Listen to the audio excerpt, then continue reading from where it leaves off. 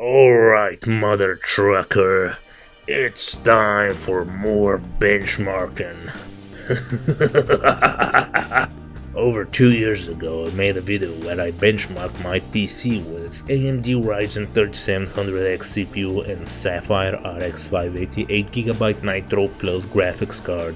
In that video, I came to the conclusion that Cyberpunk 2077 was quite playable if you don't need it to look its best. And today, I'm going back in to see how well my new RAM kit and GPU, the Sapphire 6700XT Plus, can do. If you're here just for the numbers, you can check the timestamps, or just mute me while I go through the benchmarks. First off, we have the settings that are outside the graphics settings, like crowd density. I had some custom settings, but those were for consistency. By now, they're practically obsolete. I say that because we have something quite interesting to talk about later on. Now, onto the standard integrated benchmark.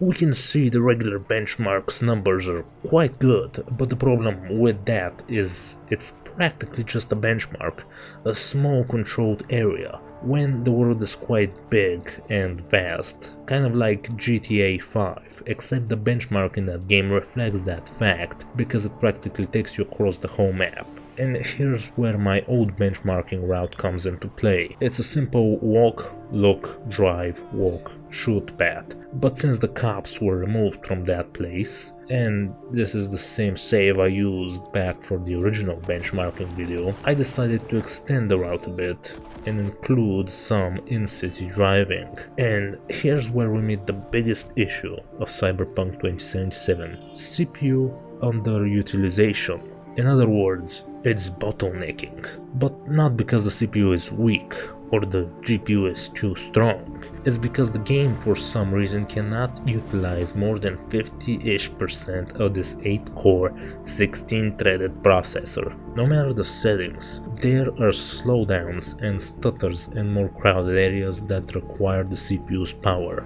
It just can't be utilized. Here you can see how the GPU is being fully utilized at the Ultra preset, yet it drops off drastically, and here we're at the lowest preset, where the GPU is just chilling and not doing much of anything. This of course can be fixed by having a more powerful processor, but I don't believe that's worth it for a game like this, since when you're not moving around at high speeds and are just going through normal areas, the game doesn't need to load anything taxing, so the frames should stay stable.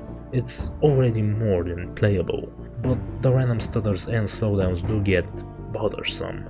If you get easily annoyed at such things, then I have bad news for you. Almost all newer games might have this issue if you're not running a top-of-the-line rig, and sometimes even that doesn't help. Welcome to AAA gaming, folks. Get fucked. Here are the benchmark numbers for the Steam Deck settings that are surprisingly decent for a handheld. The other presets such as ray tracing ran well, except for the high. Low and medium I would call quite playable, but after that it gets pretty rough. Just for the benchmark, and just for the hell of it, here's how the overdrive looks like on this rig. That's rough. Real rough. But hey, it actually runs and looks better than the Portal RTX mod that only runs well on Nvidia GPUs, so there's that too. I hope you enjoyed this quick little benchmark of mine, even if it's not really professional or in-depth. It should give you a decent idea if you're running the same or similar setup. If you want me to do any other games I might have, do say so in the comments. I do like doing some random things on the channel from time to time, although I shouldn't be doing the things I said I'm doing already. Ah well, whatever. See you next time.